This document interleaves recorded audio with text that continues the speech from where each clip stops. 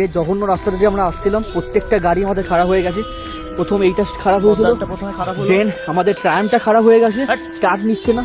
ঠিক তো বলছি, হ্যাঁ, স্টার্ট নিচ্ছে না। একটা এসে রাখা হলো, চালু হলো না, তারপর সব ঠিক ছিল, হঠাৎ করে লাইভ লোকেশন। আর এই হলো জায়গা, সব আমরা সবাই আছি এখানে। লাইভ লোকেশনটা আমাকে সব পাঠানো হয়ে গেছে আমার সাইডে। আমার ফোন তো ছিলই না।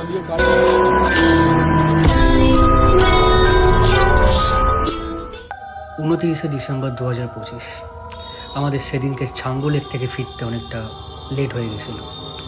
আর সেদিনকেই আমাদের নাইট স্টে ছিল কোলাখামে। আমাদের উদ্দেশ্য ছিল লিংথাম থেকে সন্ধেবেলাতেই কোলাখামের উদ্দেশ্যে বেরিয়ে যাওয়ার, কারণ আগে থেকে আমাদের পেমেন্ট করা হয়ে গেছিলো।